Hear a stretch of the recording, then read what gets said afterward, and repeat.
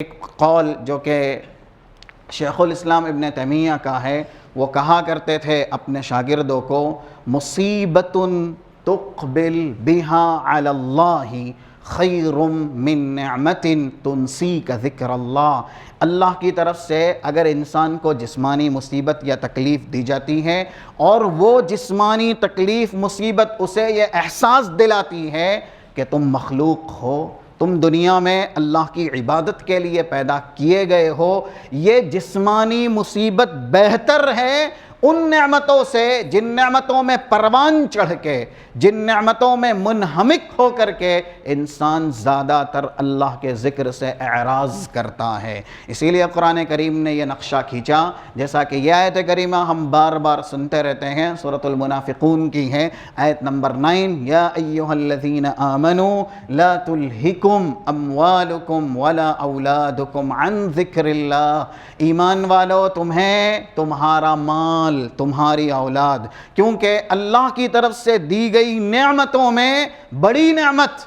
اولاد ہے، بڑی نعمت انسان کا مال ہے۔ ان دو نعمتوں کو اسی لیے قرآن کریم میں بطور مثال پیش کیا گیا کیونکہ زیادہ تر انسان اسی کا حریص ہوتا ہے، اسی کا لالچی ہوتا ہے، اور اللہ کی دی گئی نعمتوں میں بڑی نعمتیں یہی ہیں دنیاوی اعتبار سے۔ تو رب العالمین نے کہا، اہل ایمان، تمہیں تمہارا مال اور تمہاری اولاد اللہ کے ذکر سے غافل نہ کر دے۔ تو وہ جو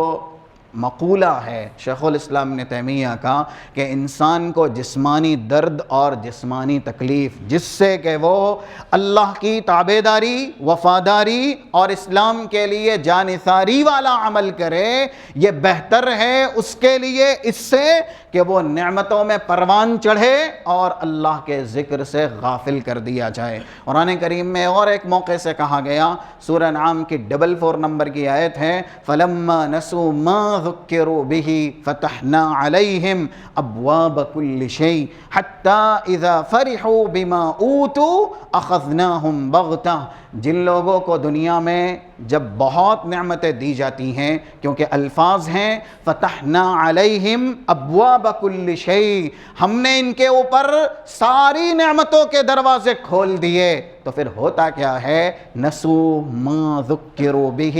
ان کو جو نصیحت کی جاتی ہے وہ نصیحتیں وہ فراموش کر دیتے ہیں۔ آپ دیکھیے جتنے بھی بڑے بڑے ظالمین جن کا قصہ واقعہ قرآن کریم میں بطور اشارہ اللہ نے بیان بھی کیا ہے، چاہے وہ فرعون ہو، چاہے وہ قارون ہو، چاہے وہ ابو لہب ہو، یا اور دوسرے ظالمین، فاسقین اور فاجرین ہو، ان سب کو دنیا میں بیش بہا نعمتیں اللہ نے دی، بہت زیادہ نعمتیں دیں، لیکن جب انہوں نے نعمتوں کی ناشکری کی اور جو نصیحت وہ کیے گئے تھے، ان کی طرف نبی رسول جو مبعوث کیے گئے، انہوں نے نبیوں کا راستہ ترک کیا، نبیوں کی تکذیب کی، اللہ اور اس کے رسول کا استہزاء مذاق کیا، تو پھر رب العالمین نے کیا کیا؟ اس لیے قرآن کریم نے کہا کہ زیادہ تر جن پر نعمتیں طاری ہوتی ہیں، نازل ہوتی ہیں، وہ نصیحت سے بیزاری اختیار کرتے ہیں، اللہ اور اس کے رسول کی نافرمانی کا